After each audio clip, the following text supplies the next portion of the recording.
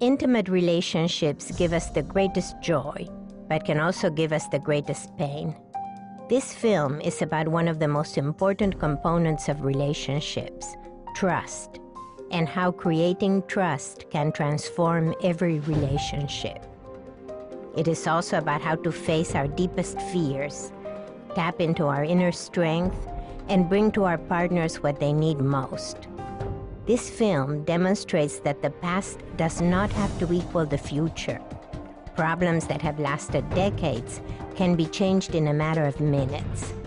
You will witness the transformation of a couple whose reconciliation seems impossible after years of accumulated anger and distrust. In this film, you will learn how to create trust with your partner, how to communicate your true feelings even if they seem dangerous to express, how to intensify your passion and intimacy, how to bring out your inner strength and pride in your relationship. We begin with Anthony Robbins speaking at a conference of 1,500 people. Samantha stands up to ask a question. How am I meant to be true to myself and do what I want to do and pursue things that I want to do and need to do for myself if I have 4 children that rely on me and a controlling husband? I see. Now, how do you define controlling? Oh, did it hurt? Oh, that was very warm. When you turned around and went, did that hurt? And looked at him like that, which one of the 6 needs were you pursuing? Number 3, significance. Yes, thank you. Give her a hand for that honesty. That's very nice. According to human needs psychology, we are all driven by the need to fulfill 6 basic human needs. These are not just desires or wants, but profound needs which serve as the basis of every choice we make. The first need is for certainty that we can be comfortable, a secure environment, consistency in our relationships. Once we have met our basic need for certainty, however, our second need is for uncertainty, for variety, and the challenges which will exercise our emotional and physical range. The third need is for significance. Every person needs to feel important, needed, wanted, and worthy of love. The fourth need is for the experience of love and connection. Everyone needs connection with other human beings, and everyone strives for and hopes for love. The fifth need is for growth. When we stop growing, we die. We need to constantly develop emotionally, intellectually, and spiritually. The sixth need is for contribution, to go beyond our own needs and give to others. These 6 needs can be met in positive ways, which lead to pleasure, or negative ways that lead to pain.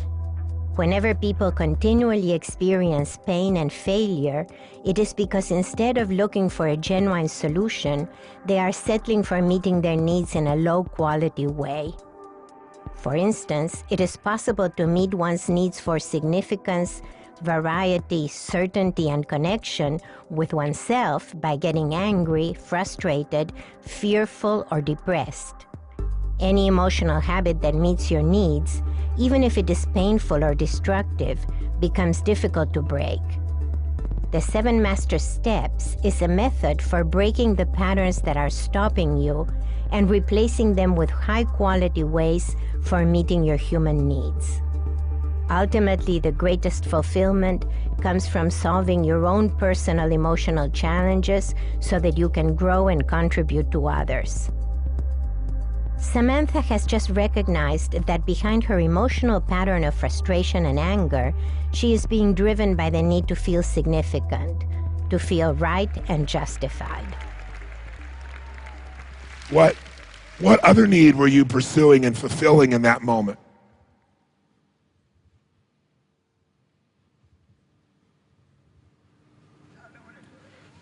Stand up. You stood up for a reason. It's time to handle this. Come on, stand up.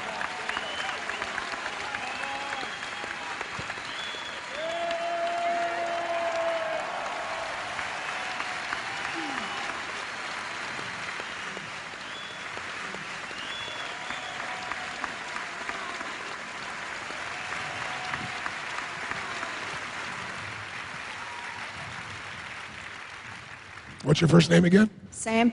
Sam? Sam, did you ever have a nickname that wasn't a male name? No. Can I call you Sammy? No. Do you have a middle name? Judy. I'm going to call you Judy. Nicknames can be a source of clues to a person's history. Tony suspects that something in Sam's past has prompted her to take on a masculine nickname. Who are you closer to, your mother or your father? I know you love them both, I'm sure, but... No. No, you would be didn't. my mother. In his interventions, Tony follows 7 master steps for creating lasting change. The first step is to understand what needs the person values most, what they believe they must do to meet those needs, and what needs are not being met. Realizing that Sam is very hurt and has difficulty trusting people, Tony wants to understand the origin of that hurt and mistrust. He must understand what prevents Samantha from meeting her needs and what has to happen so she can feel trust again. Tell me about your mother.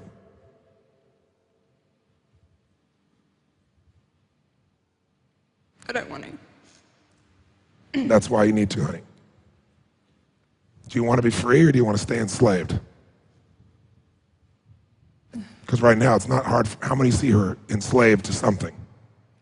Right? And I think everybody here admires your courage, but your courage will only work if you keep it. You just can't have courage for a moment. And I know you're a courageous woman or you wouldn't raise your hand in the first place because you knew what was going to happen before you raised your hand. No, Oh, yes, you did. Question. You didn't do a long question for him. Yeah. You just answered it. But there's a reason you raised your hand. It was beyond what Because you I did was consciously. pissed off with what you were saying. Yes. Which part pissed you off the most? That things can change in a heartbeat. Yeah, I know. Why did that piss you off? Because they haven't for you? No. Then why would that piss you off? No, because it hasn't. It hasn't. It Hasn't doesn't. It doesn't or it hasn't? It doesn't. How do you know? If you haven't done it yet, how do you know that it doesn't? How do you know it doesn't? Just hasn't since you haven't done it yet. Because I've tried for the past 6 weeks. Yes. It's. What were you trying? What were you trying? Trying something with Daryl? I assume it's had to do with Daryl. Is that right? Yeah. Is that his name?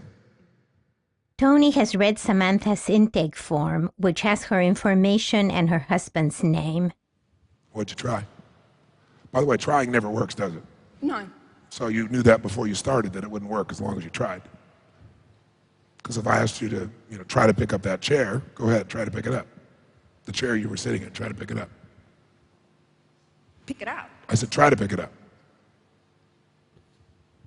No, you picked it up. I said, try to pick it up. You asked me, should I pick it up or should I try? I said, you should try to pick it up.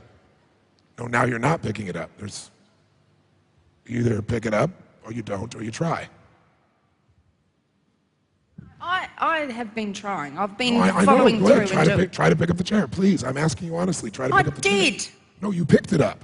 Oh, for fuck's sake. Try to pick it up. What do you mean? What's that? Now you're not picking it up. I said try to pick it up. Going to pick it up? Yeah, try to pick it up. So far, Sam has been hesitating about whether or not she wanted to engage with Tony. She stood up, then she sat down. She answered a question about her mother, but she didn't want to talk about her. She said she tried to change her life, and then she said that change is impossible. As long as she continues to vacillate, she is not allowing Tony to help her, because at any point she can just back out or resist communicating with him. For Tony to make progress with her, he has to have control of the interaction. The exercise with the chair puts Tony in charge of her inability to take decisive action. The second of the 7 master steps to change is to find leverage by discovering emotional and relationship resources that will commit the person to solve the problem. Leverage can be found in what people value most and need the most, their greatest pain and their greatest desire. Tony's looking for Samantha's leverage point. something that she values more highly than her problem. Samantha habitually uses her frustration to get certainty and significance. However, this frustration also prevents Samantha from creating a loving and trusting relationship with her husband. Tony must leverage Samantha so that she cannot rely on her old habit of resisting people. So he sets her resistance against itself. Now, instead of resisting telling Tony about her mother, she is merely trying to lift the chair, which means that she is resisting her own ability to lift the chair. When she gets tired of resisting herself, she will also become dissatisfied with merely trying to do something, and she will be ready to commit to change. At that point, Tony knows that she will not back out of the conversation again. By blocking Samantha from her usual way of protecting herself, the chair exercise also fulfills step 3, interrupt habitual patterns. When she lets go of her pattern of frustration and distrust, she will be more open to seeing her emotional pattern in a new way, as an expression of hurt and a desire for love. No, you're not picking it up. I said try to pick it up. No, you picked it up. I'm asking you to try to pick it up so we can see what you did with your husband. Try to pick it up. Okay? Good, just stay there, keep trying. No, now you're not picking it up. Try to pick it up, that's it. Keep trying. No, don't pick it up. No, now you're not picking it up. Try to pick it up. Do what you've been doing with your husband, and let's see if we can figure out why it's not working. Just stay there and keep trying. How many weeks did you do this for? No, now you're not picking it up. Keep trying. Try to pick it up. Are you trying? I don't see you trying. I see you not picking it up. This has nothing to do with what I've been doing. Really? Do it again. Let's see. Who sees that this is exactly what she's been doing? Keep your eyes on around the horizon. Just agreeing with him. Oh yeah, they're just agreeing with him. Go ahead. Try to pick it up. And while you try to pick it up, tell me about your mother. No, I don't want to. I choose not to. Okay. So if you want to stay enslaved, that's okay with me. I mean, Sam, for a while, chose to be enslaved, but after a while, he thought, this is probably the most supportive environment ever going to be in my life. Probably in my life. Tony is talking about another participant who had had trouble fully engaging in the conversation. I probably will never again be in a room where there's 1,500 people from 31 countries who are willing to give me their time and focus and tell me the truth. By saying that the large group is entirely supportive of Sam, Tony is instructing them to be supportive while also protecting her from feeling humiliated or embarrassed. So instead of lying to myself, I could have some courage and stop being angry for a moment and tell the truth.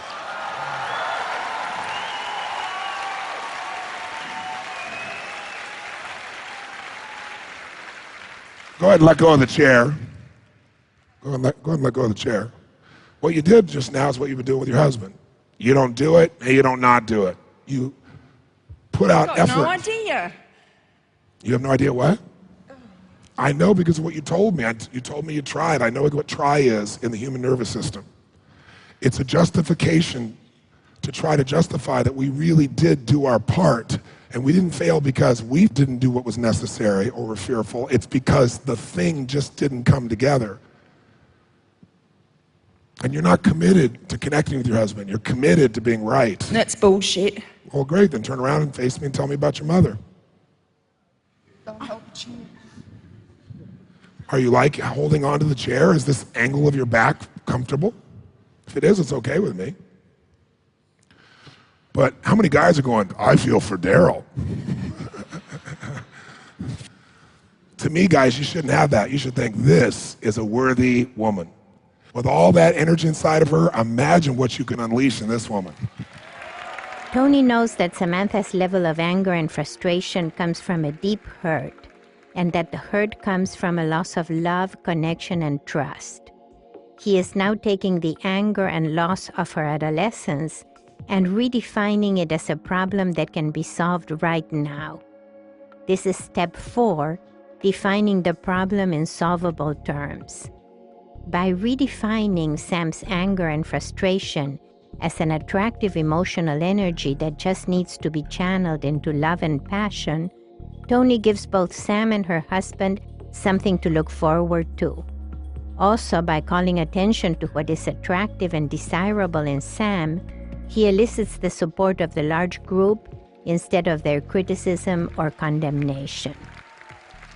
Because with this kind of fire, if it was properly channeled, holy.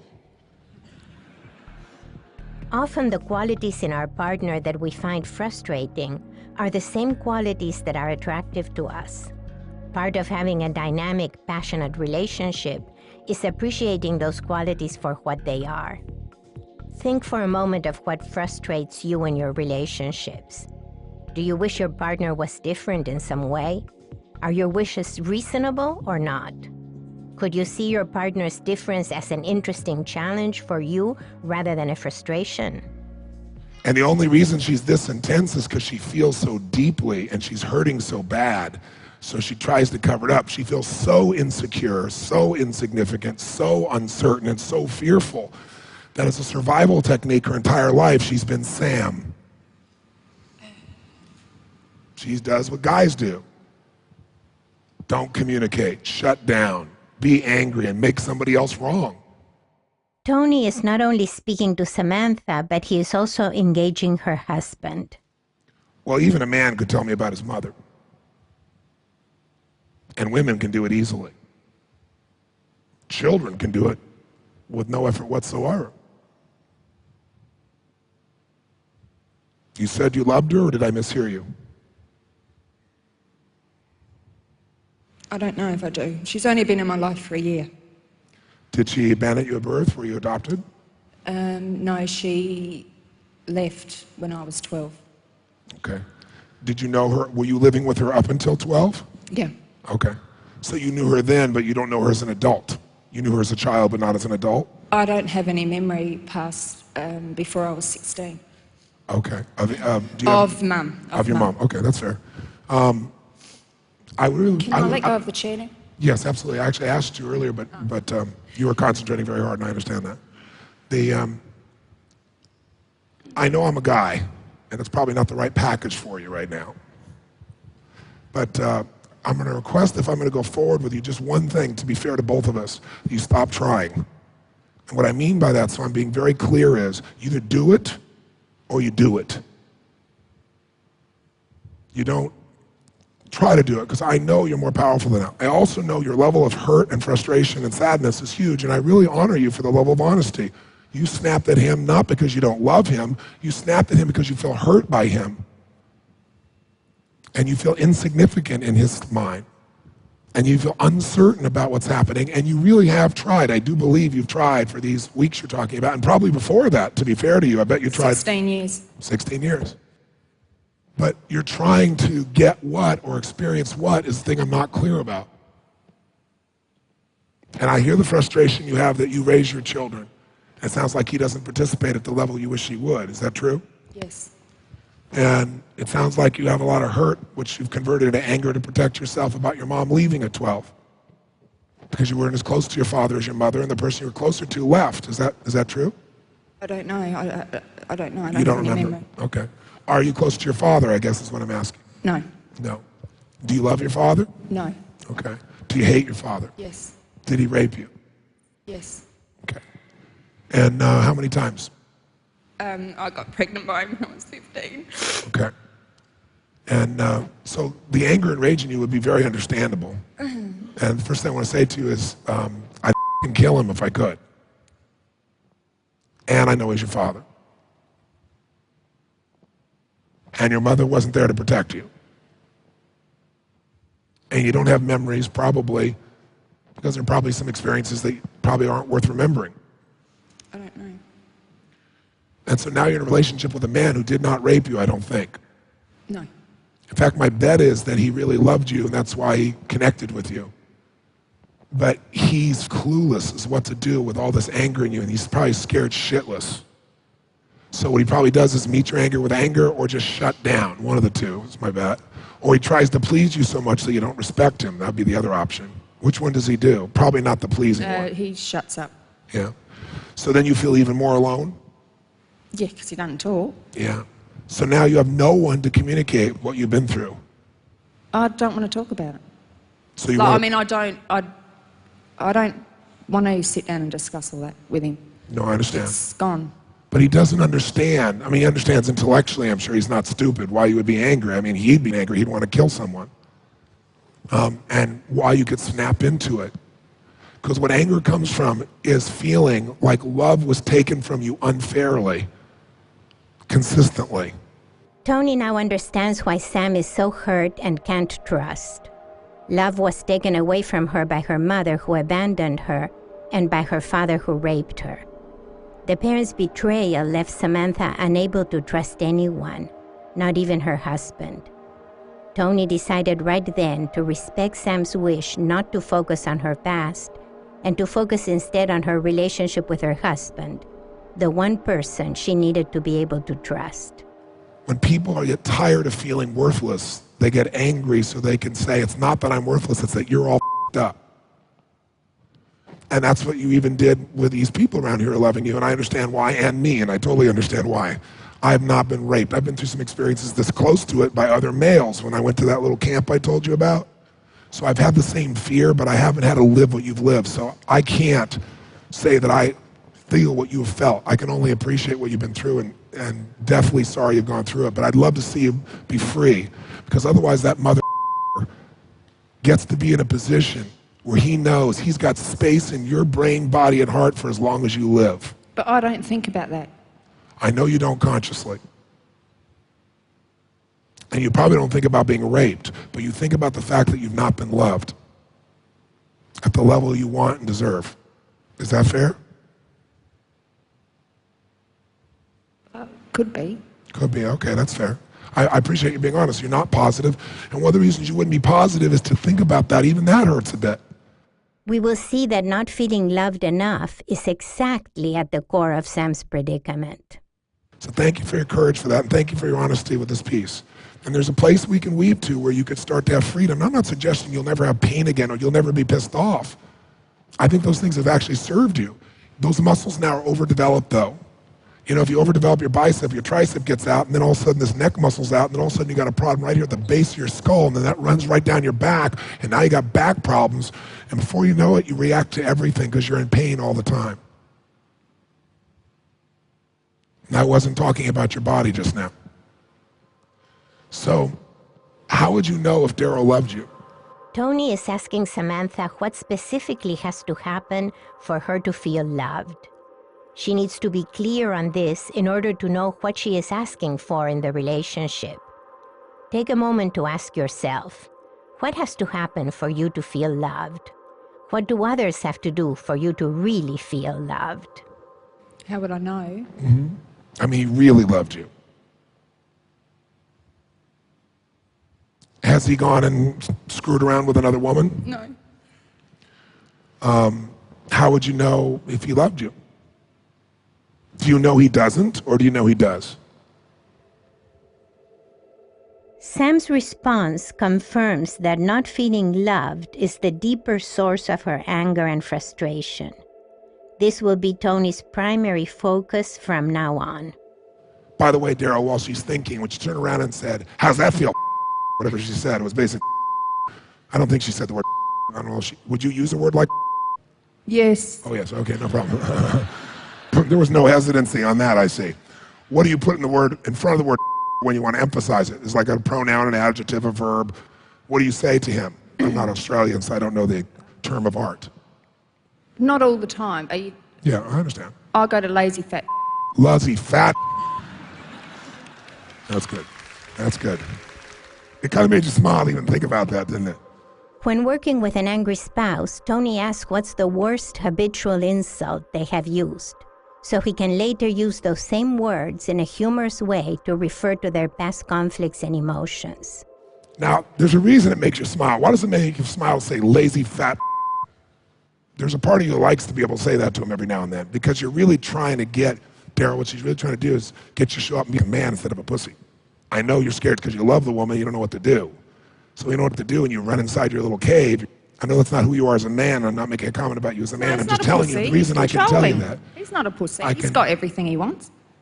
Really? He doesn't have you happy? More importantly, first of all, how many think a smile is the sexiest thing on a woman? Raise your hand if that's what. Second question.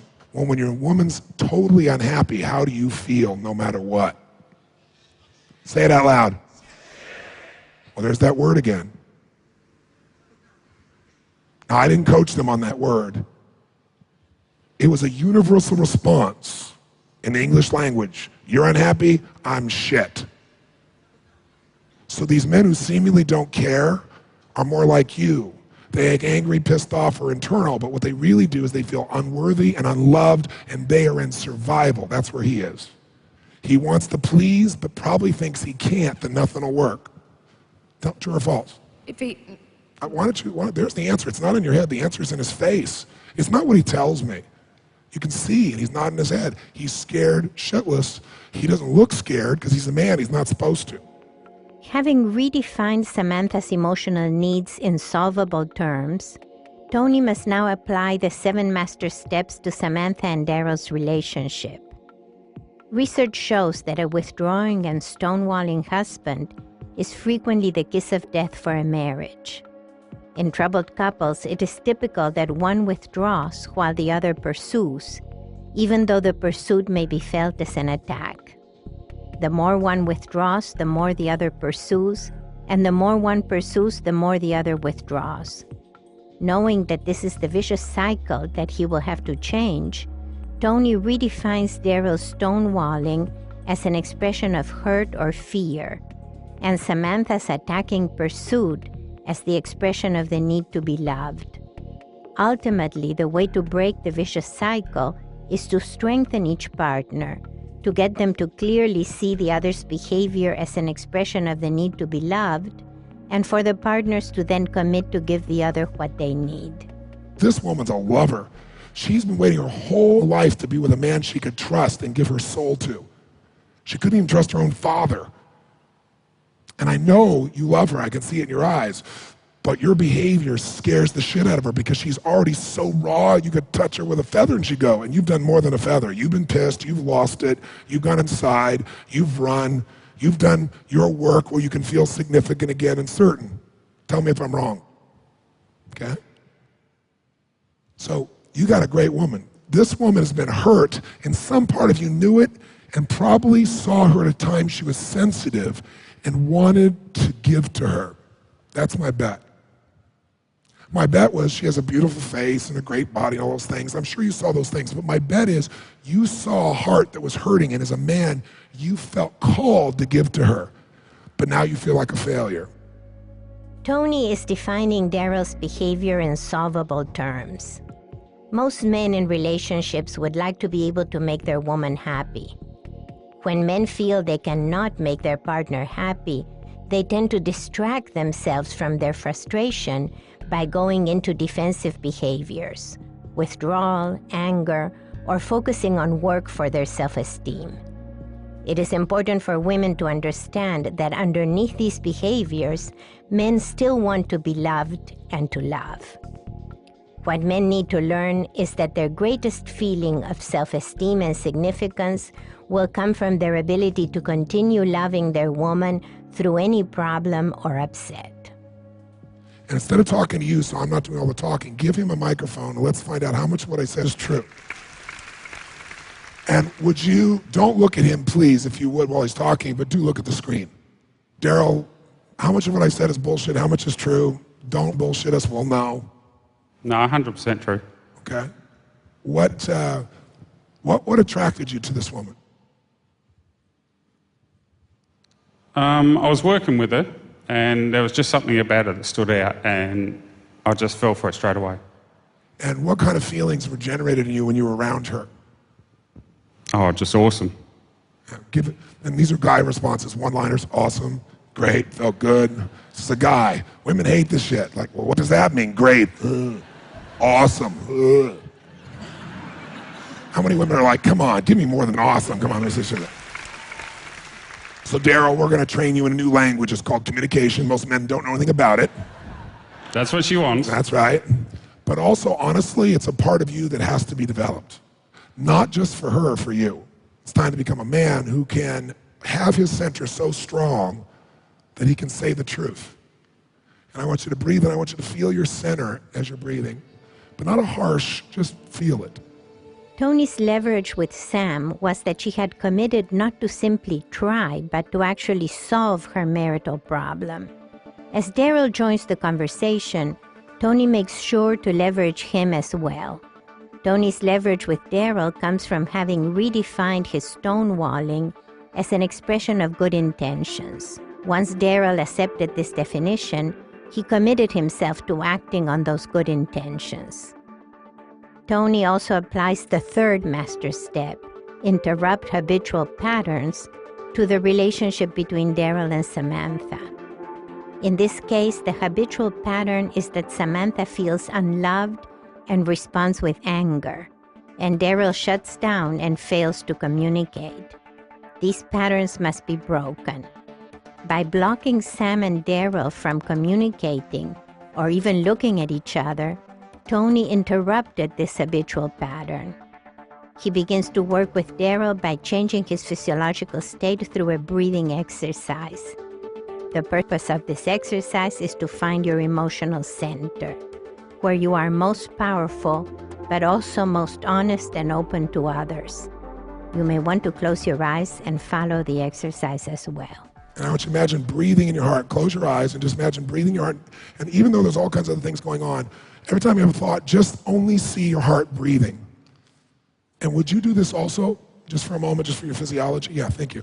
Would you stand and just breathe comfortably? And I'd like you to put your hand on your heart, both of you, if you would. Put your hand on your heart. What I'd like you to do, with your eyes closed, is breathe deeply in your heart, continuously. Toni developed the breathing exercise into a meditation on the heart, the center of love and compassion.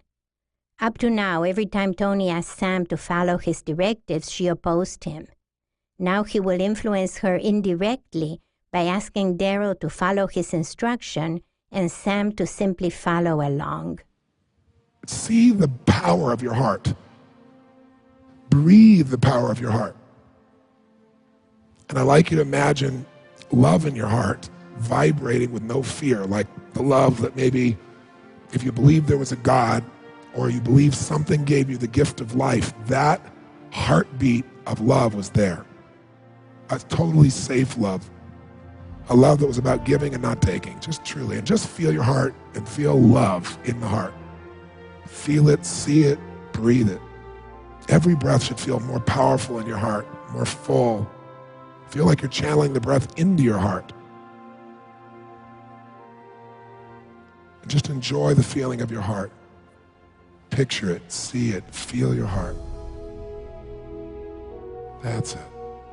And now I want you to think of a happy moment in your life, at any age, any moment, but a moment that you were grateful for, a moment of gratitude, a moment that felt like, wow, I love this moment. Any moment at all. As a child, as an adult, when you had a child, anytime, a moment. And I'd like you to think of a moment with this partner of yours. And I want you to think of a moment that was happy, that both of you were lit up. Did you ever have something that's so silly you couldn't stop, you laughed till you coughed, or a place where you got the giggles when you weren't supposed to? There you go. Because in your heart, you'll have answers. As you keep touching your heart and breathing in it, I'll tell you something they found out 5 years ago. Man won a prize for it. Whenever you can't figure it out, when you're stressed, they can measure the electrical response of your brain and heart, and they're radically different. But when you breathe in your heart for 2 minutes, they go in sync, and your brain gives you answers you could never get in that other state.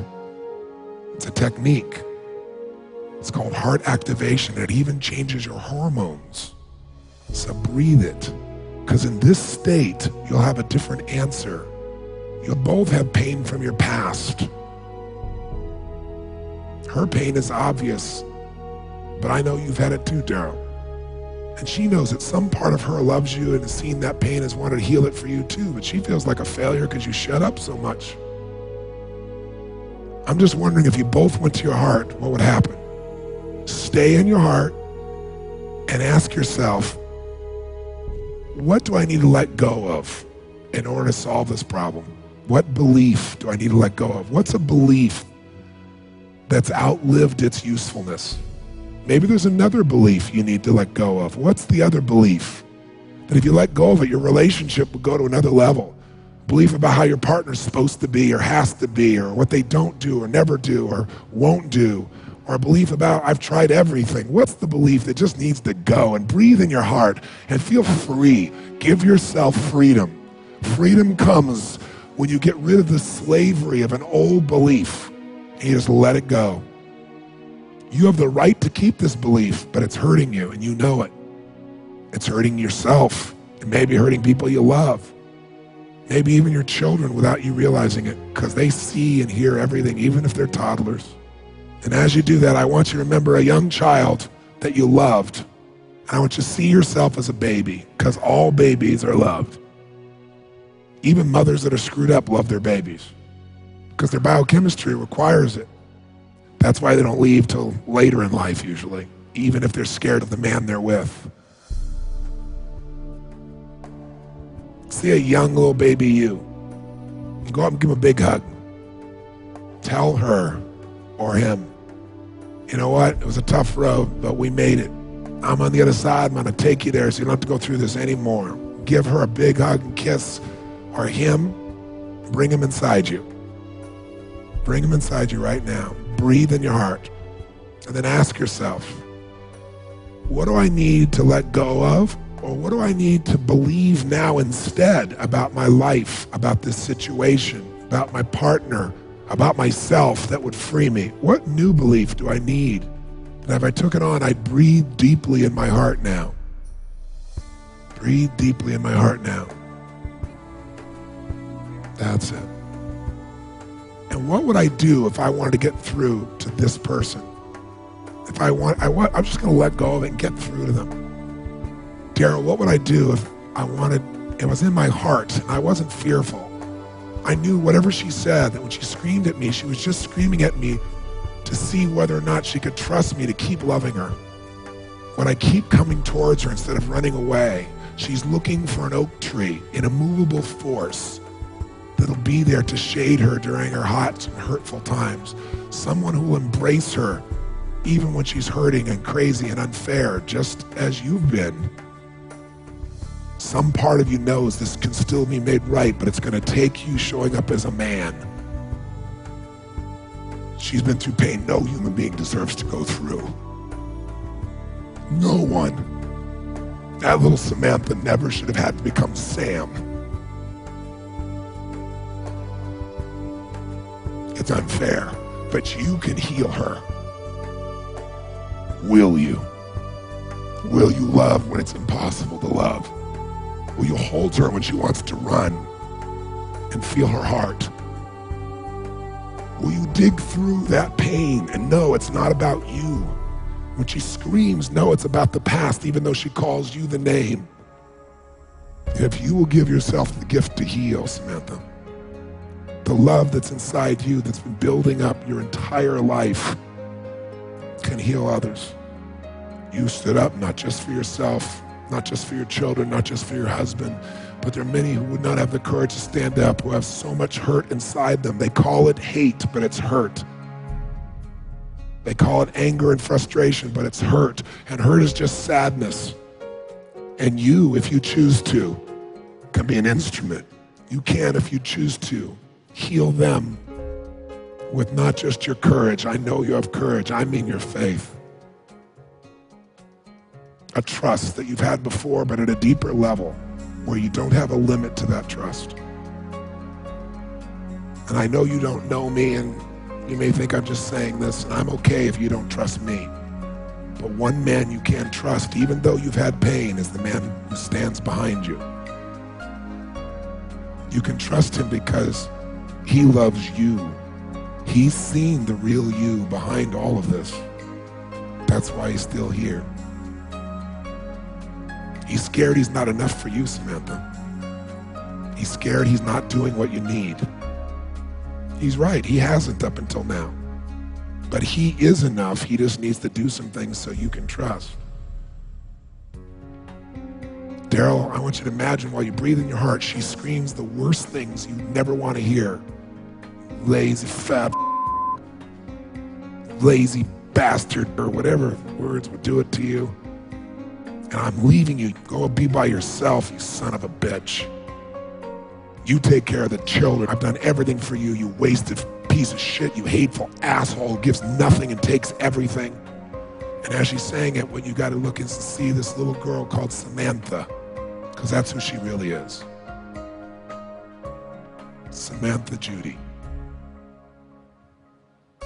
And when she's screaming that, you don't have to run. The more she screams, the more she loves you. Otherwise, she wouldn't care. She's screaming because she's screaming to you, please love me, please show me you care, please help me through my scary time. And maybe it's time now to make some decisions. Do you love this person enough to love yourself? To let go, to forgive. I bet you're not against giving. I bet you're for giving. Maybe it's your mama, crazy bitch that she was. But if we can forgive others, we can really know we can forgive ourselves. Because Samantha would say to you, she doesn't blame herself, but she does. She thinks I should have been more, should have been something. And then she stops doing that and hates these other people. Can you imagine how f***ed up her father was? He wanted love so badly and felt so unworthy that he went to a child. He went because he felt so much love in her. He didn't know how to deal with it. I can only imagine what his life was really like that no one probably will ever know. I'm not defending what he did, it's disgusting. But I can't understand that something in his life made him feel so unworthy of love. He had to go to a child who he thought would be safe. And Samantha's a lover. So even though she's scared, at some level he felt like maybe she loves me. And now he lives in eternal hell. If he's alive, he's in eternal hell, that's for sure. Because no matter how much he acts like he doesn't have guilt about it, the pain she feels, I guarantee he has at a different level. Because at some level she knows it's not her fault, even though she blames herself sometimes. How does it feel to breathe in your heart continuously for a long period of time? I'll tell you this, when you're talking to someone and they get angry, they're always in their head. Your head is where you get tricked by your memories of the past, but your heart is in the present. And everything can be felt and solved and shared and loved in the present. Your heart is your power. Samantha has more heart than anybody you're going to meet in your lifetime, probably. May look like anger. I love her willfulness, honestly. I mean, it's like standing over that chair for 20 minutes and refusing to bend. I love that shit. God, how many women have that kind of drive inside them? I can only imagine when you finally get her to know that you are her man and will never leave her no matter what she says or does, and you will worship her soul, you're in for an experience you will never forget. And I don't just mean sexual, I mean an aliveness. Because frankly, Daryl, you've been dead for a long time. And you need this Spitfire. Because just going to work and achieving and being significant and certain and doing your thing and, you know, getting stimulated however, that is dead compared to what this woman can give you. There's no amount of life you'll ever experience that'll compare to what Samantha can give you when she opens. And I'm wondering if you're man enough to open her. So decide what you're going to do. What would you do? Not just say, but do. And by the way, as soon as you do it, she won't trust you. Because women are always testing. You'll do it and they'll go, yeah, he's doing it now, but will he do it later? And just when you're in the best state, she'll do something to just piss you off, just to see if she can take you out of your center. But my guess is you've walked on fire. And my bet is that there's a center inside of you that doesn't even have to be intense. My bet is there's a part inside of you that's got such a big heart, that's why she picked you. She knows you're right, even though she's scared. She knows. Now, if I asked her, she'd say, no. She'd look at you and go, how's that feel? But she's just saying, please, please don't disappoint me again. Please show me I would pick the right man, even though it hasn't looked that way for years, please. She's trying to take a baseball bat to your hard head. Because you're so in your head, it's time to come to your heart. Now, if you could see her right now, in her face, there's a softness in her face that my guess is you saw a long time ago, and it's unbelievably beautiful. And I'm not commenting and stroking her. As everyone opens their eyes, having decided what they're going to do, look at her face on the screen and tell me there isn't beauty in this face that is extraordinary. The visualization led Samantha to feel for the little child that she had been, whom she didn't even remember, but who she could now care for and love. For Daryl, the strong message was to step up and be man enough to never withdraw his love, even in the most difficult times. We will see now how difficult it is for Daryl to hear this message. What can you tell me? Or what can you tell this woman you call your lady? I think the biggest thing I can do for her is let her go. Let her be herself instead of trying to hold her back. And how are you holding her back? I think through my fears of losing her. So does she really want to go? Deep down, I don't think so, but yeah, she's told me she had. Do we have a big horn? Wrong answer, just failed class number 1. You just went right there and said the very thing that would make her most fearful. You can see Samantha losing all hope as she hears this from Daryl. Tony must act quickly in order to preserve the relationship. If you know that she really doesn't want to leave, then letting her go is what she's afraid you'd do. Because in her head, if you really loved me, you wouldn't let her go. You'd do whatever it took to get through to her. All this time, Tony has been evaluating Daryl's feelings for Sam. He is certain that Daryl still loves her, so he will now help Daryl to take a strong position to win Samantha back. What you really did was, in a heartful place, you went to a sacrifice. I'll lose my love in order for her to feel whole. And I respect that you're willing to sacrifice. I know that was an act of love you just said, but in a feminine mind, that wasn't a moment of sacrifice. That was a moment of you just giving up. So you need to start thinking and understanding that she will interpret what you're doing from your heart to try to love her as being someone who could never open her. So let's try another answer. What do you think would be the best thing you could do? But this time, I'd like you to grab your balls. Okay, very nice. And I'd like you to say, I'm a man. I'm a fucking man. That's right. Daryl has old feelings of frustration because he has not been able to give Samantha the love that she craves. He needs now to build up his determination to give Sam the love that both he and she want to experience. What does Samantha need? What does Sam need? She needs my love. That's right. And how does it need to show up differently than in the past? What does she need? She needs me to be there. And how will you be there? When it's easy? When it's easy, when it's hard, every time, all the time. How would you be there when it's easy, when it's hard all the time? How? How will you be there? How will you be there? What would you do differently than you've done in the past? Listen to her. And how would you listen? Would you listen in fear or listen where you kept sending energy into her body? Where the more energy she sent at you, the more you turned around and sent it into her, loving her. Where you saw a little girl inside of her and you just kept loving her. Where she could see it in your eyes. Where she could breathe it. Come here now. Come up on the stage. Come here now. Give me a hand. Come here now. This is step 5 of the 7 master steps, which is to create new ways for the couple to interact. In order for there to be trust, Sam needs to be able to express to Daryl everything that she's feeling, even the things that may make him angry. So that she can trust him with her feelings, Daryl will have to hold steady for her without getting angry and without expecting to get anything back. This will build up both Samantha's trust, but also his strength and his commitment to the relationship.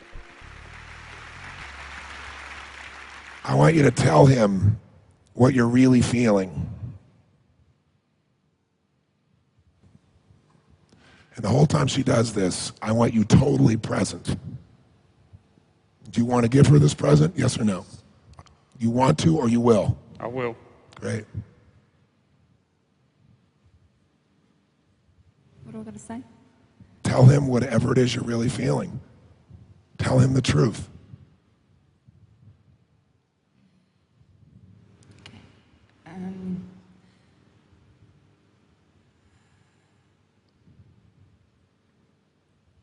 If you want, you can breathe in your heart. Because I know your head will say things that aren't true. I'm scared to tell him things because he'll get angry. I know, honey. I know you're scared. Thank you for that honesty. Please give her a hand for that.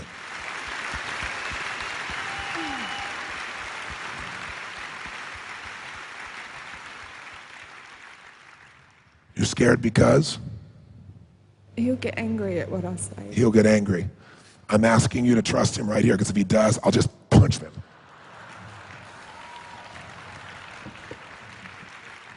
In fact, let's do something before you tell him. Let's try something so we can know we can trust him. We're going to play a game. Come over here with me. Come over here with me. I need another man. Tony is certain that Daryl has the inner resources to win Samantha's trust. He probably uses his strength and determination in sports, work, and other competitive areas of his life. However, Daryl is so accustomed to ignoring Samantha's experience and feelings that he needs to train himself to be present when she is upset, to learn how to be resourceful in the very moment where he used to emotionally shut down. He will begin by practicing being present for someone else first, so he can then transfer that skill to his relationship with Samantha. Tony will invite a handsome young man as Daryl's partner in order to inspire a sense of challenge in Daryl. This man has a heart of gold. How many sense it in his eyes and his face? He loves this woman. He was attracted to this woman because he felt she needed him. But now he feels like a failure. What you need and what she needs is presence. So we're going to train you in presence so you can watch and see how he does. This man, Fred, here I picked because he's bigger than you are. But he's not bigger than you are in the heart. He also has heart. I picked him because I watched him, and he's handsome and he's a strong man, but I get that this guy also has heart. That's why I picked him too. So he's going to partner with you. So we're going to play a game. I'll show you what it looks like. I want you to stare at each other, and I want you to feel that your focus is totally to feel everything that's going on in him, to feel it. If you have any other thought, if you have a distraction, if you think about how you're looking, if you think about what the audience is thinking, if you think about your wife, if you think about your past, if you see in him a lack of presence, I want you to smack him as hard as you can. Yeah, that's good. Presence means complete connection and empathy for what the other person is experiencing in this moment now. You are going to do the same thing with him. Now, you're doing this not to hurt each other. You're doing it as partners, as buddies, to bring out more presence in each other. So the minute you see him, like his head goes away like he just did a minute ago, I'd smack the shit out of him. Just smack him. Okay? Now, and every time you feel it, then your brain's going to want to go somewhere else, but your guy's goal is to stay there. Now, I'm only asking you to do this if you're willing to do it, and you know you're really not doing it to hurt each other. You're doing it as men to bring out more presence in each other. Are you willing to do this? Do you want this? Hell yes. Okay, good. So now when you do it, you're not going to hit the head. You're just going to hit the side of the shoulder, a good smack, okay? And then as soon as he does it, if the other guy does it, you smack him, okay? That's good. I know it's bruised. That's good. Okay? He'll do the other side. That's nice of him. Okay. All right. Now, can you first see if you can reach each other without having to lean or do some smack? Can you smack him? Okay, you're gonna need to come just a little bit closer to the side so you can smack the shit up. Now, he's got muscle there, but it'll hurt, especially if you snap your finger at the end. It'll leave a nice bruise, so it'll feel good. Okay? I'll tell you when to start. Both of you go into total presence. You are feeling everything inside of him. There is no other thought but him. That's what a woman wants. She wants you to feel it. She says, and you go, that's all bullshit. I feel what's really in her. Feel it. And the minute he breaks total connection with you, smack his arm. The minute he breaks total concentration, you smack him. Go.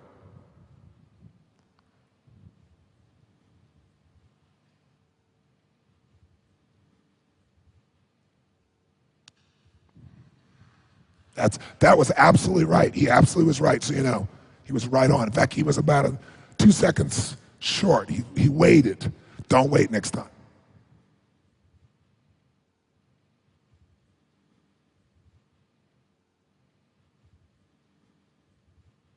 Don't be a pussy. Smack him. He was there. You got there.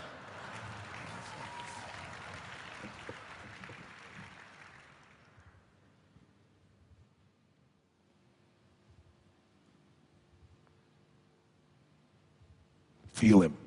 Feel everything inside him. Nothing but him. You both have gone out, smack each other, you dicks. Smack him. He did it again. Don't wait. When you see even a slight break, that's what women feel. When you see the most minute change, that's what those women see. Even the most minute change, feel it. Smack him.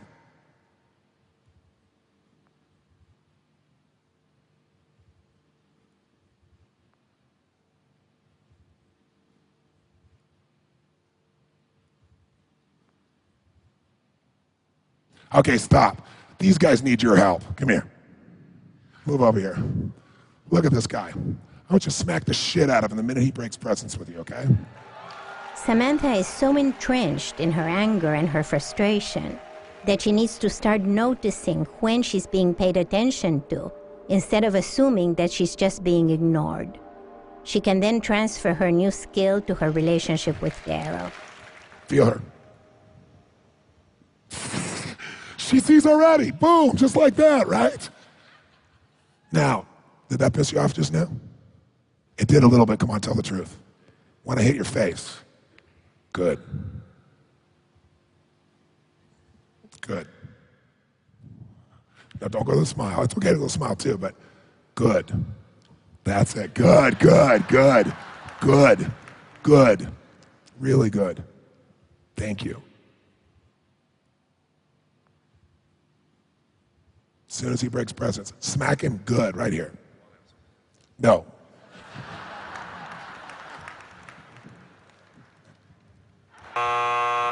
Guys, just take it in.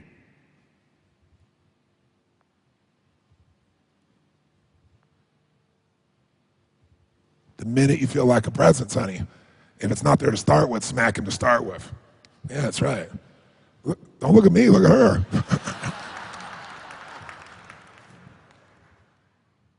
Go. The minute there's like a presence, smack him. That's right.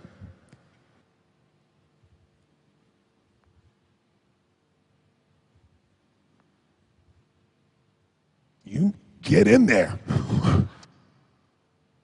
I know, honey. Did you hear what you said? What'd you say? Say what you said. He's clenching his mouth inside. He's clenching his jaw. So when he's clenching his jaw, what do you feel? That he's pissed off. Yeah, he's in here about him, right? Instead of with you. See what you get?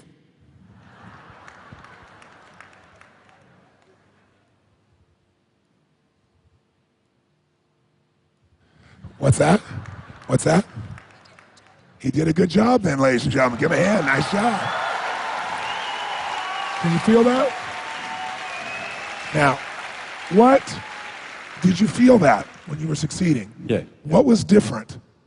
I was just concentrating in her eyes and just thinking about all that she'd been talking about down there and just trying to feel her pain. Trying to feel her pain. He was trying to feel her pain. Look at that, who that did. That's what she needs from you. Give him a hand. You're a good man.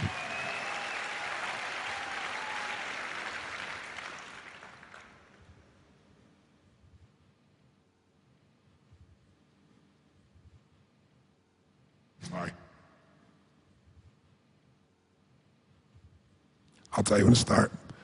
Did you hear what he did? He thought about everything. Just like I did, I felt what she was feeling. I went inside and felt her. You can do that more than any human. I know he's good looking. I know he's young and all those things. She might even be stimulated that, but you know what she's stimulated by? Presence. Presence means your ability to go inside no matter what she's doing, smacking you, yelling at you, and feeling what really is going on in her pain, and loving her. You'll find it in here, and you'll feel it in here.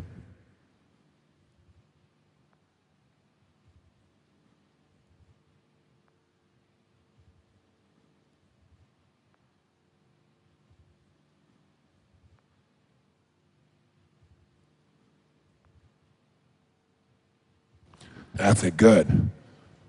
What did he do just then? Looking at me in disbelief. He was looking at you in disbelief. And he's going, I wasn't in disbelief. I can't believe you didn't believe. I was believing it. Doesn't matter. That's how she feels about it.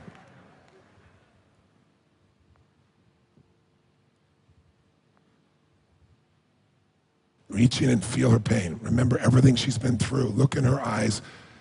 Love her through her pain. Oh, why did you just swallow just like that just now? Why are you smiling right now? Tell me what just happened to you. Rubbing the little neck here. Well, what is all that? What happened?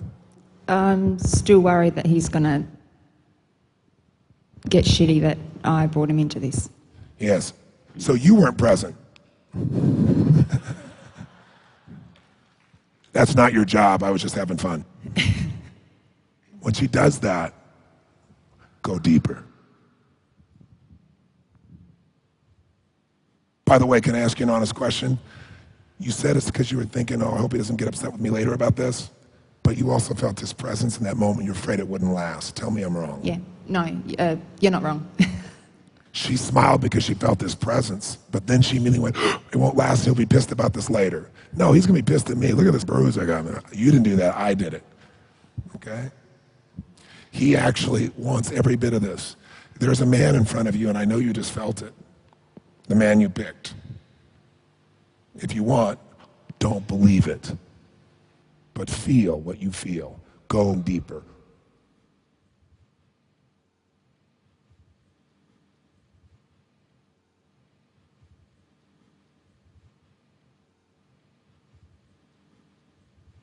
He wasn't being serious. He wasn't being serious. Oh, so your idea of centered is only serious? I don't know. Is that you not really feeling? Is that you being in your head or your heart? This game doesn't work if you're in your head because then you'll just slap him all the time. True? Because it feels kind of good to him standing here to slap him. It's kind of like you lazy fat. Yeah. So if you're in your head, then I know you're not really giving him feedback. You're just doing shit.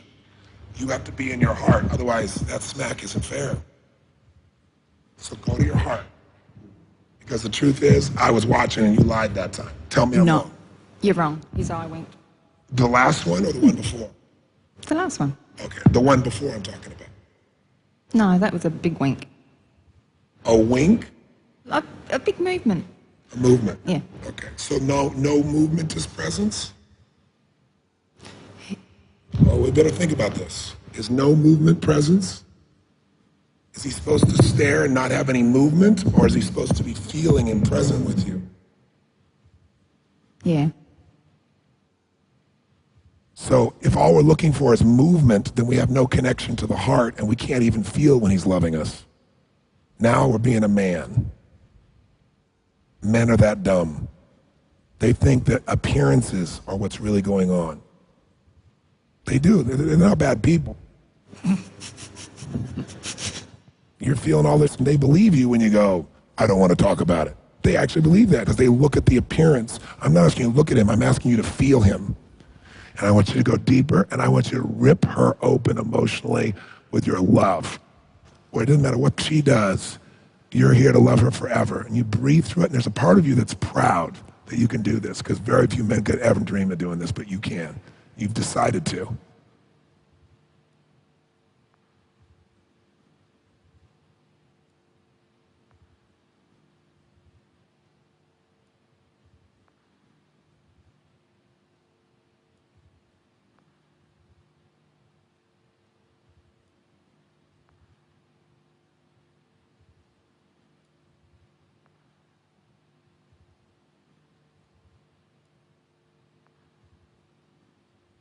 Enjoy going into her and feel her. Feel what she's feeling right now. Feel what she's feeling. Feel her. Look in her eyes and feel her. Feel what's going on inside her.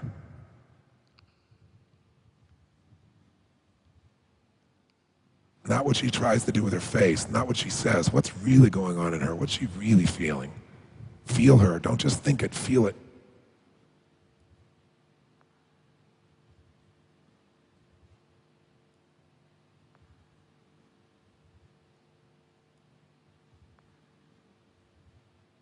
When's the last time you had this much presence from this man? I don't think I ever truly have.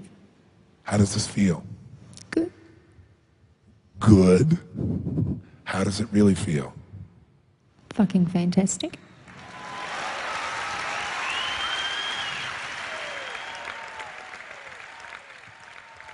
You can smile and enjoy that and keep taking her in. Keep taking her in. Now tell him what you're afraid to tell him. Give me this microphone. Tell him what you're afraid to tell him. And stay here and remember, whatever she says, she's lying. She worships your ass and you worship hers. And all the shit that's happened for years doesn't matter a bit, because the moment you come to her presence, she will feel you. And when you're willing to love her when she seems crazy, she'll trust you. And when she trusts you, she'll open to you. When she opens to you, you're going to feel like a man again, totally alive, and you're going to be able to heal her heart with your love. And then as soon as you think you got it made, she's going to test you. She's going to say something to hurt you. Her job is to try to hurt you.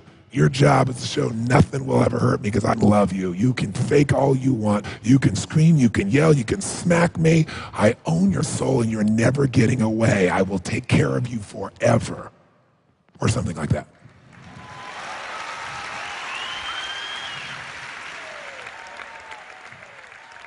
Tell him what you're afraid to tell him.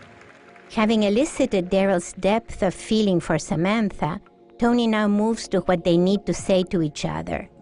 Because Samantha's deepest issue is her lack of trust and her fear of abandonment, Tony asks her to express to Daryl her worst fears. I'm afraid you're going to make me a person that I don't want to be. You've already done that. I feel that you've already done that. I'm not happy with myself. I don't have any confidence. I don't have any self-esteem. It's you that's kept me back. What's that? It's him that is his constant negative crap in the house all the time. The more she does this, become more of a man. A man that's like, I love you. And when she says, don't you get, whatever it is, just... You can try and break me, but you won't. I love you too, Jake. That's it. Then why don't you show it? Why don't you show it? Why do you got to argue all the time? Why do you got to do things behind my back all the time? Why do you got to tell the kids when I sat down and we decided that we weren't going to be together, that I had to take the blame? And you told the kids that I was cruel for telling them. You didn't take any responsibility for that. None. Tell the truth. Feel your heart. Stay strong. Love her. I'm afraid that our boys are going to be like you, and the thought of them treating their wives how you treat me repulses me. Do, say, whatever your heart would do or say, and stay loving her every second. Keep breaking. Daryl thinks of Samantha's criticism as attempts to break him. This shows that his stonewalling and withdrawal had been a defense mechanism. With his training, however, his only defense will be to be present for her and to speak from his heart. What defense mechanisms do you use in your relationships? What habits or beliefs could you let go of to create more connection with your partner? I'm scared that our girls are going to be with someone like you, controlling, nasty, not loving. Remember why she's saying all this. Fuck's sake, when we have sex, the only thing you don't do is put the money on the counter. There's no closeness there. There's nothing. She's doing everything she could say to hurt because she's hurting so bad and saying, do you really love her? Because most men would have run. If you did, I wouldn't be feeling like this. You would be showing me. She's got a hell of a bag, doesn't she? She's got a great bag of tricks. I mean, it's not working, so she's going deeper. All the stuff that would make you feel guilty and bad. And you may have even done some of those things. No, he's never felt guilty. That's the problem.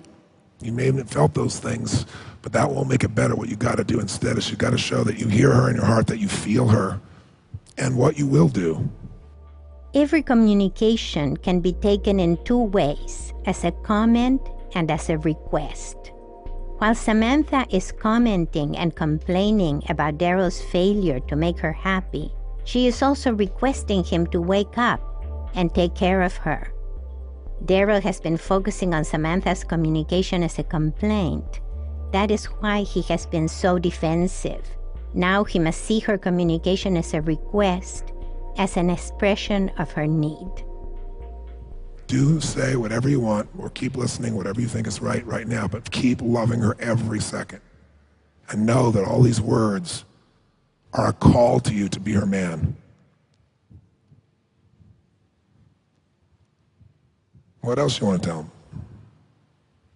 That I wish you'd get off your ass and do something. You whinge and moan and groan about your health, but you do nothing. But when I try and do something, then you complain because I'm half an hour late and, gee, I might be talking to another man. God forbid. Then you tell me what I have to wear or what I don't wear. Or, are you wearing that out? You're not going to wear that out on the street, are you? I can't even be myself. Keep coming, baby. Oh,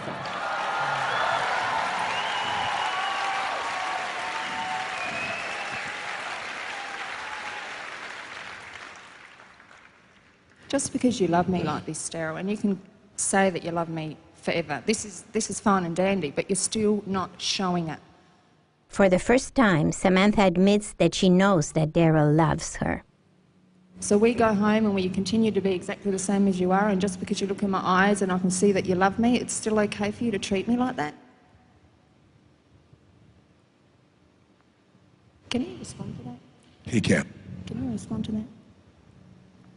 I'll show you love. I'll show you love you've never seen before.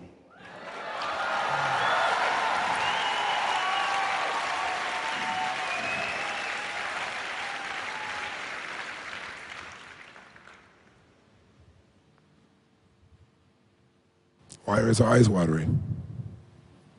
He's still present, though, even though his eyes are watering. And notice what you did with her. What happened to that woman who was just screaming right now? What's that water squeezing out? There's only a few places water can come out in a public place and be okay. This is one of them. Why will you show her love? In new ways, in different ways. First of all, have you been controlling at times?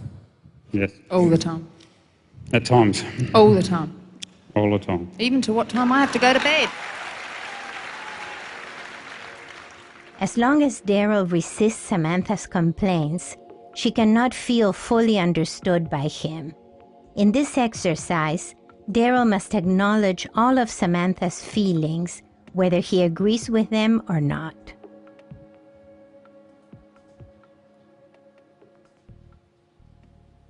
What else? Don't go behind my back and do things. Don't get another $10,000 credit card without me knowing. Or order ovens for things and when we've discussed we're doing things differently. Don't do that. Bring it on, baby. Come on. You can do better. Yeah, but... You want me to go deeper?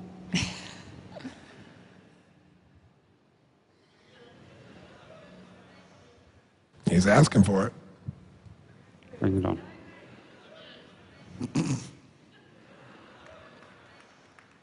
See, even that smile's trying to get you. She's run out of shit, isn't she? Look at her.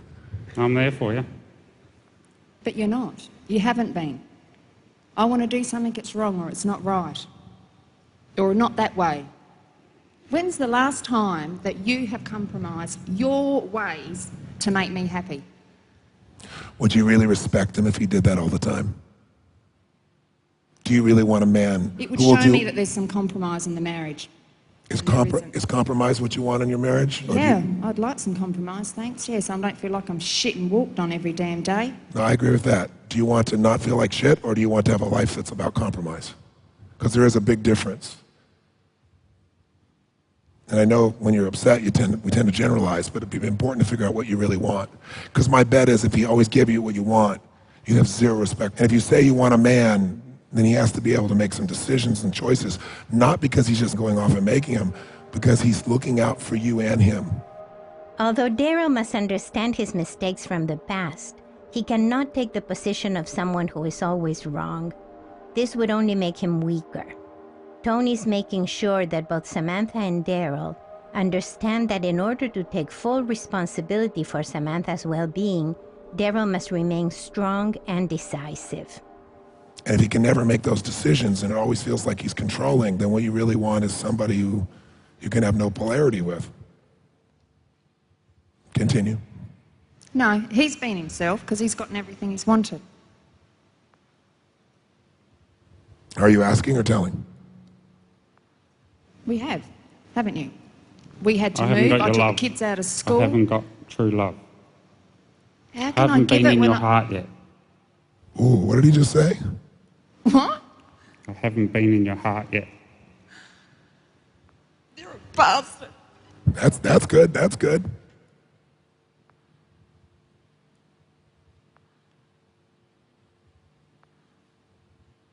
I haven't been in your heart yet. He actually realizes that. You mean I've gone through 16 years of this for nothing? Oh my God. This is all for nothing? I want to get into You think your heart. I've enjoyed putting up with your crap? You think I just did it because I like it?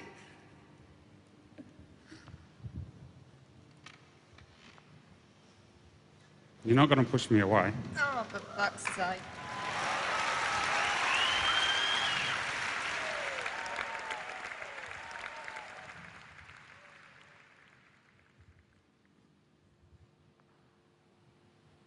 Feel her and feel what she needs.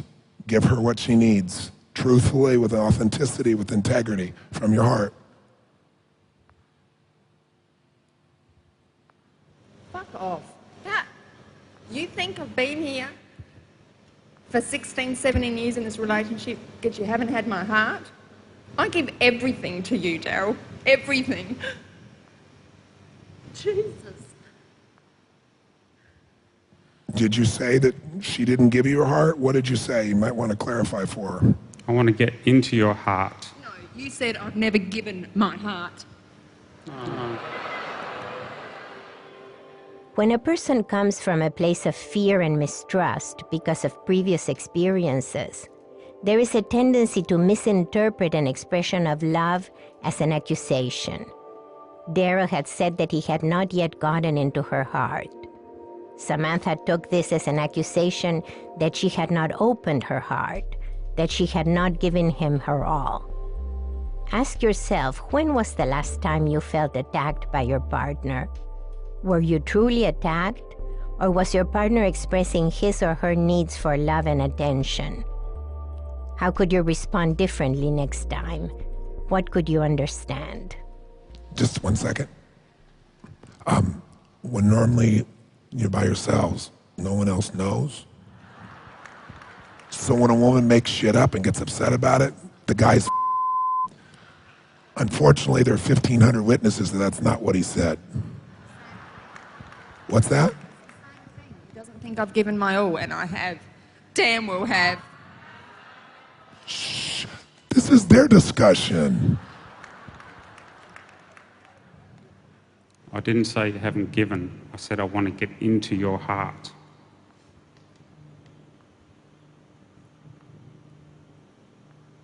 Rewind the tape, because that's not what you said.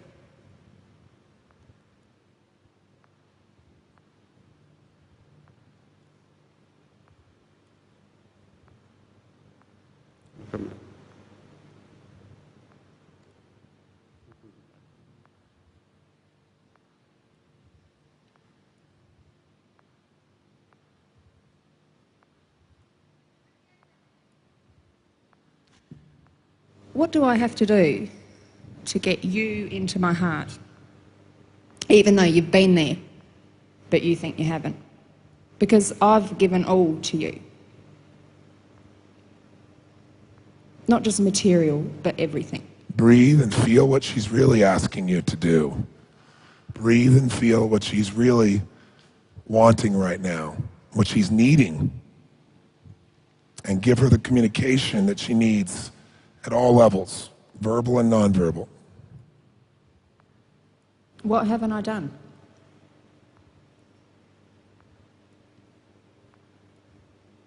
To make you feel that, what haven't I done? We pulled the kids out of a remote area, we moved there, we travel, we get into properties like you wanted to do. Love her You right do now. everything. Feel how much you love her. You do all your courses. You do your CFS. You do everything. And answer her question from your heart. I was just running. Huh? I've just been running. From you. Just for a moment, can we have a hand for that level of honesty within this man? Daryl, for the first time, admits to his habitual pattern of withdrawal as a response to Samantha. This is what he means when he says he has just been running from her. Part of the withdrawing behavior is denying that you are withdrawing. As Daryl admits to his own behavior, he is committed to changing it. See, you've confused me. Yeah, we'll have a breakthrough, yeah.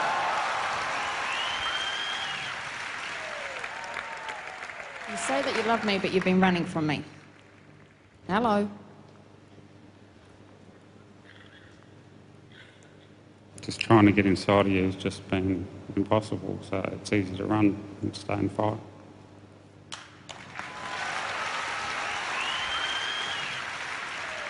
But while you're running, you're getting everything you want. Haven't got you. What was that? Got me. Not truly.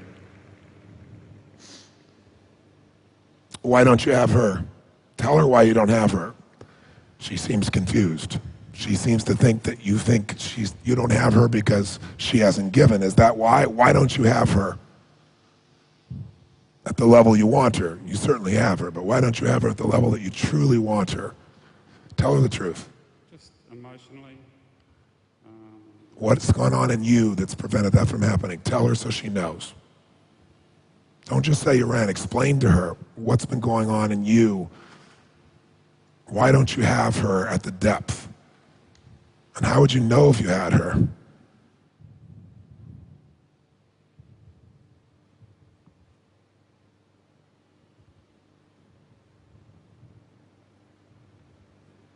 You've always had me. Love her in your soul while you tell her. Tell her the truth. Be a man and tell her the truth. Why don't you have her heart? What have you been and how will it be different? That's what she needs to know. That's what she's begging to know. I haven't had your heart because I didn't have the balls to grab it. And why were you running? It's easier than staying and fighting. And that's what she was afraid of. Is that because you didn't love her or because you were a pussy? I'm just curious. Pussy.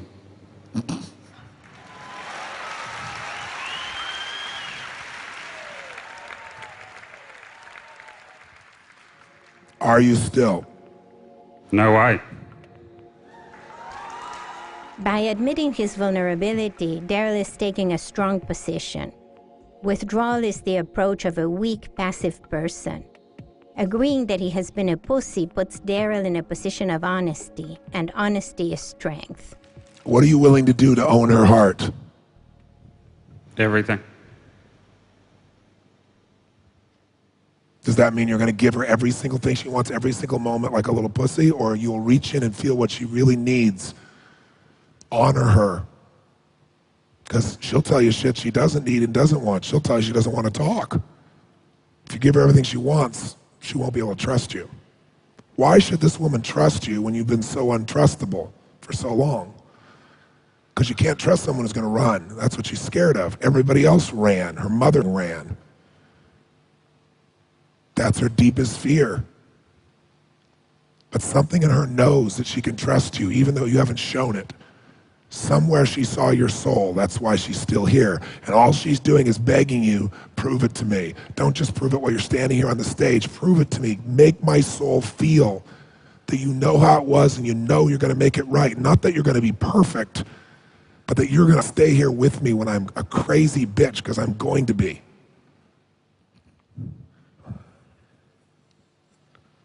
That smile you gave was very good at that moment, and hers too. I'll be here for anything you want. Respect, I've never given.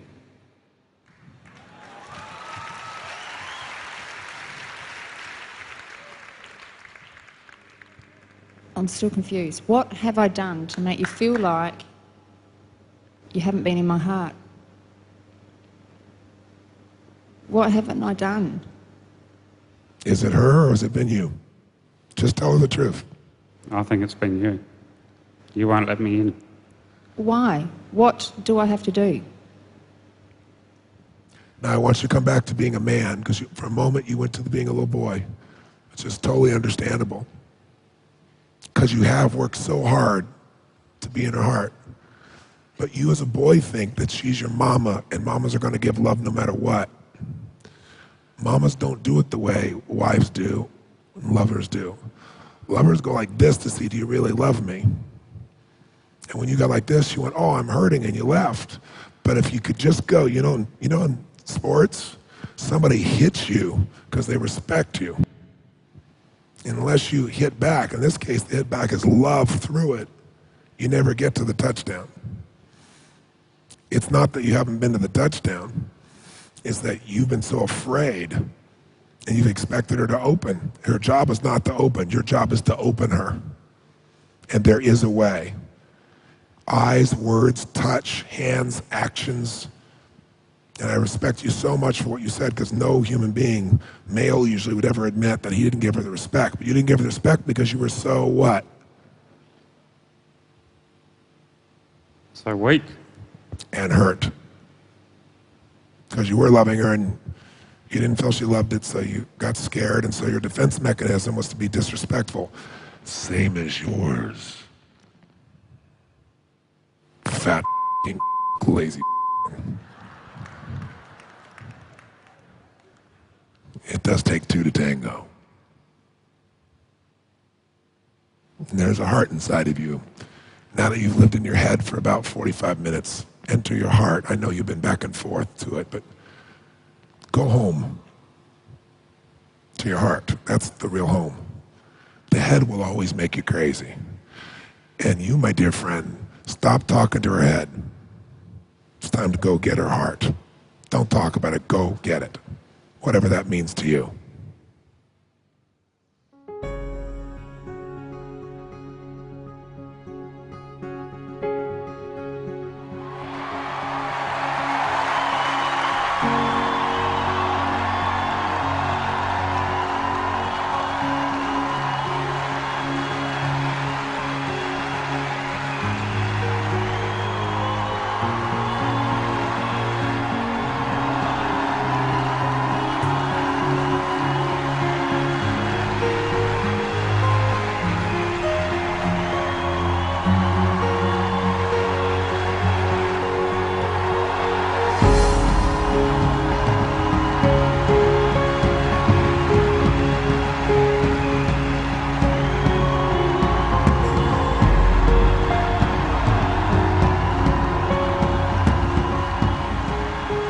Just ask Samantha, if I may. Can I ask you a question? First of all, give her a hand. This is Samantha, ladies and gentlemen. Look at that face. What are you feeling right now? Oh, just a lot of relief, and I feel like I can breathe deeper now, and then I'm going to open my heart and let my husband in. Why, the bastard? He goes out and does these stupid-ass things. I've been a bitch. Ladies and gentlemen, give her a hand. That's amazing. Pussies and bitches rarely go together. The counterpart of Daryl's admitting to being a pussy is Samantha's spontaneous recognition that she had been a bitch. She now recognizes the part that she played in Daryl's need to withdraw. He was a pussy, you were a bitch. That's really beautiful of you to be able to see that. Sometimes it's fun to be a bitch, though, isn't it? Oh, yeah. Yeah. So I don't want you to take that away, the fun bitch part. You'll keep that, right? Oh, yeah, I knew you would. What happened up here? Tell us what happened. At first, as you probably thought, I thought it was a load of crap.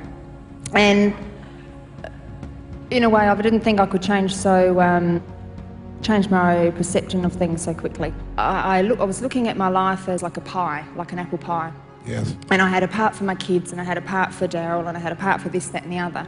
But there was only one single goddamn crumb left on my plate, and that was for me, and it's obviously not enough. And I need to try and bring back some pieces of pie for myself, and I need to do that. And I need to include, Daryl needs to be, our piece of pie needs to be together. It doesn't need to be separated. Remember I said language creates the meaning and the emotion? Yeah. One particular pattern of language that many of us adopt without knowing it is called global metaphors. That's the word I use for it, because when you adopt a metaphor, you go into a trance and you feel like the metaphor is the real thing. Like people say things like, oh, I got totally, they totally screwed me over. That word seems like nothing, but in order to take that in, we actually make the metaphor. Or someone will say something, and people say, I'm at the end of my rope. And I'll go, well, set it down and come over here. And they look at me like, the pie metaphor is a metaphor that you just used in a new way. So I honor it. But your relationship and you are not just a pie, because a pie only has so much and then it's gone. And you're not that, honey. I wouldn't have stayed with you if I saw that. You're ever flowing with energy, all kinds. Love is your core. Playfulness is inside you. Just haven't felt like you could trust to do it enough because you're scared. You have more energy in you as a woman than most people ever see. Your energy doesn't go away. You may have the illusion because you feel exhausted, tired, down, emotional cycle, whatever. But you're not a pie, and neither is he. There's a never-ending stream of emotion coming through you. There's an ocean of emotion. And what you have right there is a man who will take that string, come full at it, and embrace it. And I think you got it here because you couldn't have said more hurtful things. You did your best. And I know a lot of it is absolutely what you felt true. But I mean, you dug about as deep as you could. For any man to hear any of those things would usually make most men run. Sorry. No, you're not. You're glad you did it. Well. You don't want him to hurt. That story was true. Yeah, I understand that. But he didn't. You, right there in your presence, because he loved you, he went from boy to man today. And he showed every man in this room, every boy in this room, that they could be the man for their woman or the woman they'll attract once they start showing up as a man. He showed every man that. So I would invite you to look for another metaphor for your relationship. One that would have unending joy versus limited resources. And maybe the children and your work and all those things are the cherry on top, but instead of a food metaphor that runs out, it's something else, you know what I mean? What might be one? I'm not asking you to come up with the right one or the perfect one. Now Tony will move to step 6 of the 7 master steps, to condition the new behavior. When you have made a change, it is important to think about how you will sustain the change in the future. Tony will ensure that the positive change will continue in the future by using a variety of techniques, such as visualizing a better future, anticipating how new obstacles will be overcome, and by considering metaphors that will inspire joyous new relationships between Samantha and Daryl. An effervescence of this kind of flowing energy between the two of you, and different energies and the dynamics and the conflicts that can turn into juicy excitement and love, and the challenges and the growth and the contribution and the love. How many of us in this room come up with metaphors that make us believe that we are limited, or there are limited resources, or only so much, and then we wonder why we're stressed? It's an illusion. You can also not use a metaphor, because all metaphors have limits. You can decide who he is for you and who you are for him. You can decide what you're going to believe no matter what. No matter what. No matter how hurt, no matter how scary, no matter how it looks like the past, that you're going to stay in the present with this man and love him and be loved by him. Tony moves to step 7, relate, relating Daryl's and Samantha's new choices to their highest needs and the overall purpose of their lives. Now Tony is showing them how they can meet the same needs through their devotion and determination to each other and the relationship. When each partner finds the way to meet their deepest needs through the relationship will become solid. Between this man and woman, can they provide certainty for each other every day if they choose to? Yes or no? Yes. 0 to 10, how much can they give each other? 10. Can they provide unending variety just because the fact that they're men and women, right? And they're going to look at life differently and make different decisions.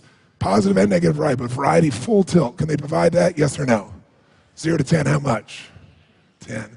Can they, for each other, provide more significance than anything in the world can provide when they look in each other's eyes, or they love each other, or he looks at her and just has presence, or she looks at him and grabs him, or she grabs her, or they make love passionately? How significant can they make each other feel, 0 to 10? 10. How much love could they express to each other? Is there any limit to the amount they could give to one another? Yes or no? In fact, when you're really loving, you don't measure. You don't say, am I getting it back? He went to the level, I'm just going to give you love because that's, I love you. And there's a point where you got that you thought, I love him. Yes, he's going to do shit I hate at times, but I love him. Am I right? Yeah. So you guys moved up to just giving it. In fact, you were doing things that hurt him, not wanting to hurt him, just wanting to open him, get him to be there, and he loved you anyway. And he's done things that he knows that hurt you, and you just came back and loved him anyway. You just went through a level of growth and contribution to yourselves and each other. That is what that's why you're in a relationship. Because there's no place that'll bring up more fear, and there's no place that'll bring up more growth, and there's no place on earth where you're going to experience more love. Give her a hand, this is so beautiful, give her a hand. As Samantha stood up, she was vacillating in an emotional pattern between anger and frustration, and on the other hand, a sense of hesitation and fear. This emotional pattern prevented anyone from helping her and left her on her own. Tony took control of her hesitation by asking her to merely try to pick up a chair. Faced with the impossibility of merely trying to do something, Samantha committed to making a change. She revealed her terrible traumas from the past, but also showed that her main concern was with her marriage. She complained that her husband was controlling, but Tony perceived her deeper pain, that she felt abandoned and misunderstood. The couple was in a vicious cycle.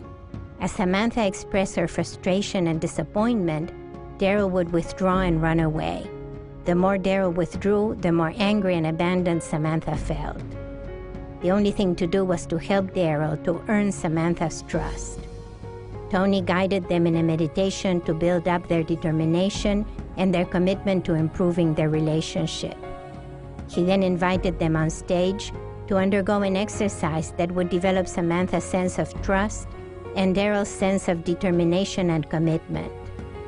As Daryl became more and more present for Samantha, she asked him to account for his past behavior, and he admitted that he had been weak, but that it wouldn't happen again.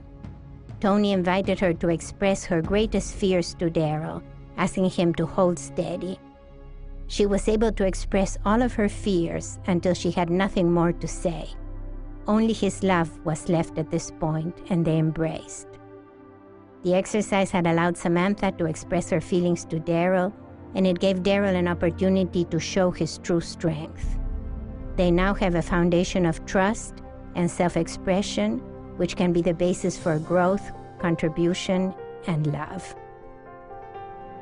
Here are some assignments for anyone who wants to use the lessons of this film in their life and relationship. There are 2 assignments each for men and for women. For men, the first assignment. Think of a time when your woman was trying to talk to you about something that was important to her, and you refused to listen, or pretended to listen but were not really present. Tell her you want to have that conversation again, and this time be present, listen. Don't offer solutions unless she asks for them. Just tell her that you love her. The second assignment. In the future, be alert to when your woman needs attention, to when she needs you to listen and be present for her. She will let you know most probably in indirect ways. Be watchful, be prepared, and give her the presence and the love she needs. For women, first assignment. Be aware of how important it is for your man to feel that he can take care of you and make you happy. The next time you think he is withdrawing from you, consider that perhaps he feels frustrated. Give him ways to help you feel happy. Second assignment. What has to happen for you to trust your man? Make a list. Think of specific concrete things that your man can say or do that will lead you to feel greater trust.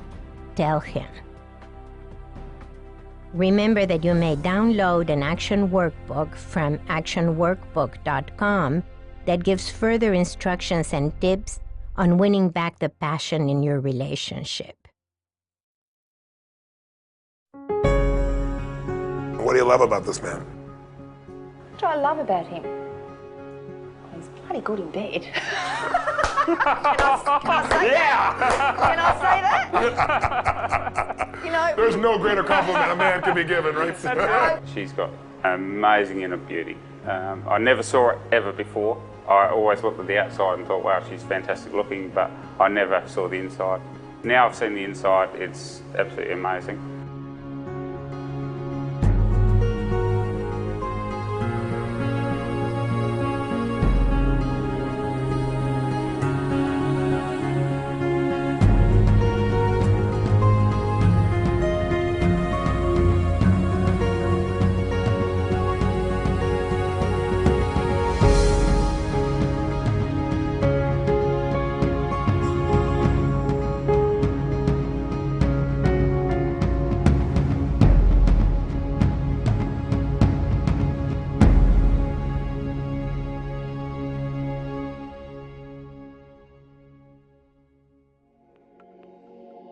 Now that you have seen the film, please go to www.actionworkbook.com to download your free 30-page workbook, which contains exercises for applying these strategies to your own life.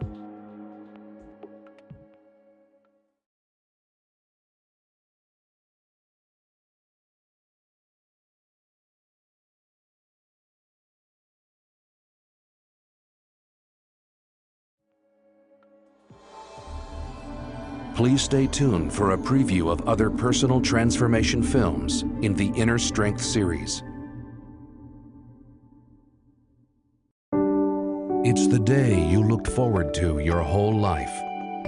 It's the love that was meant to last a lifetime. The passion, the companionship, until one day.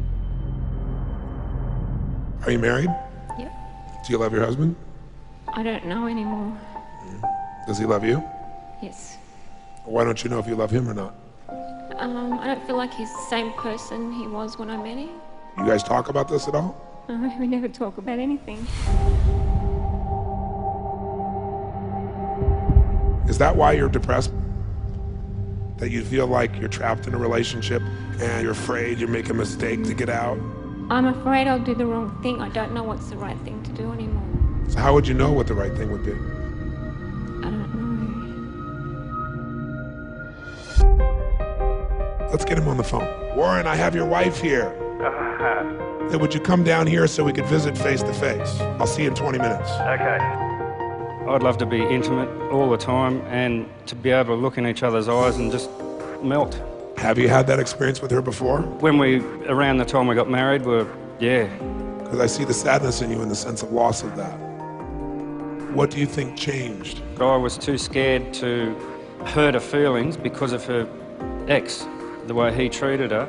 She said I reminded her of him, and I kept on saying, I'm not him.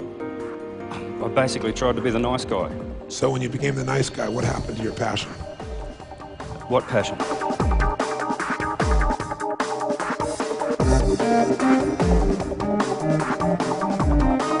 When you guys were making love, did you want more? Yes. Yes. You want him to go even further? Yes. Yes. Did you tell him that?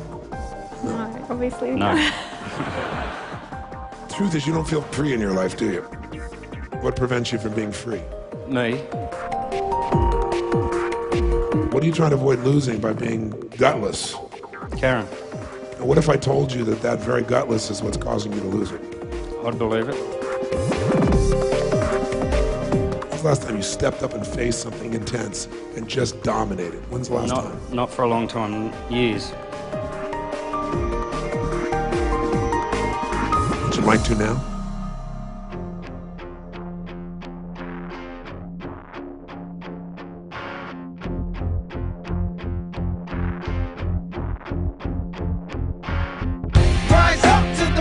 side and get off the ground, fed up, sped up, or you never live it down. Wise up to reality, bound to see you fall. You rise up above it and grab onto the call. I got a right to fight, the cause of getting jacked. Back to the feeling, the deal of the century, ain't all of the stuff to be cracked. Was it something turning nothing, just a hit that I needed to bleed, to linger and see it deep in the man? Can't you see it?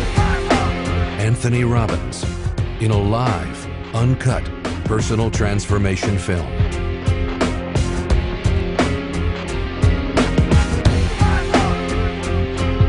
How does it feel to be yourself again? What was that, Shorty? Yeah,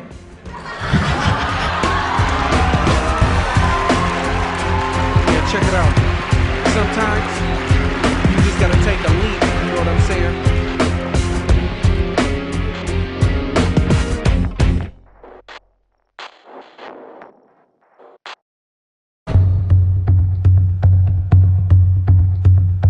As I'm sure you know by now, early this morning, our time, there was a terrorist attack in New York and in Washington, D.C.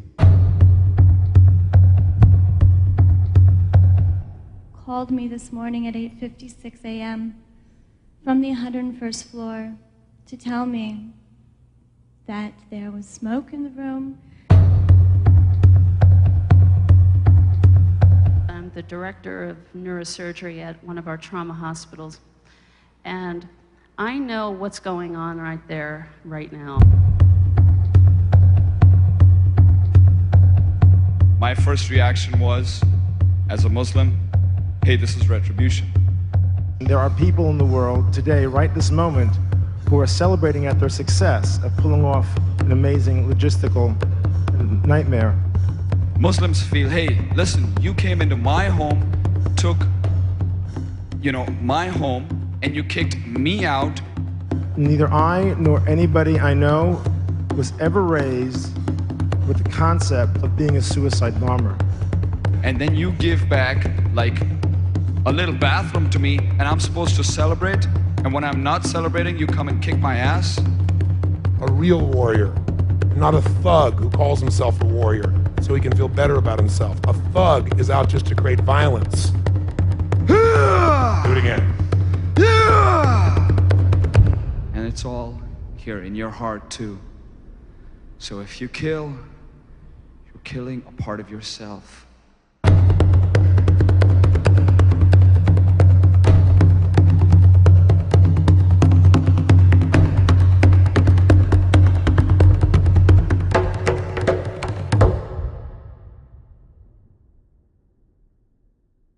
Tell me about your father. My father was, he had rules. He lived by many rules, but some of them, like stealing and lying, he wasn't too strict upon. But when it was me, it was very strict. I see. At a time when her life seemed set in its course, one conversation changed it all. How did you respond to these rules? I sabotaged them sometimes, and then I got beaten. Yes. And when you got beaten, what did you do to deal with it? I couldn't care less. Long ago, as a girl, she made a decision that has controlled her life. You got harder, didn't you? Mm-hmm. And tougher. Mm-hmm. So you became a man to try to survive. Until now. What would have happened if you would have cried and gone crazy? You don't know. I have a guess, because my sister cried and he stopped. That's right.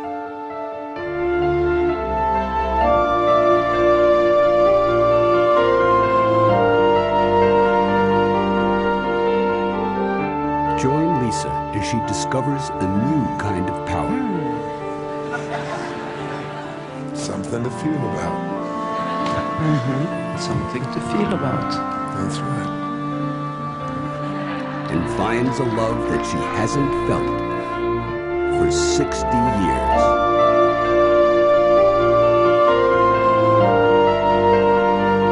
Anthony Robbins in a live, uncut, personal transformation film that won't only move you, it may also change your life.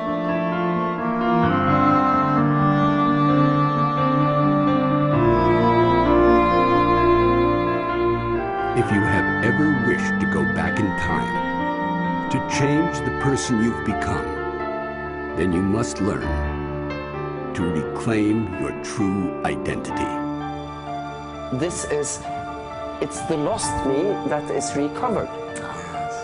So it's who I was meant to be.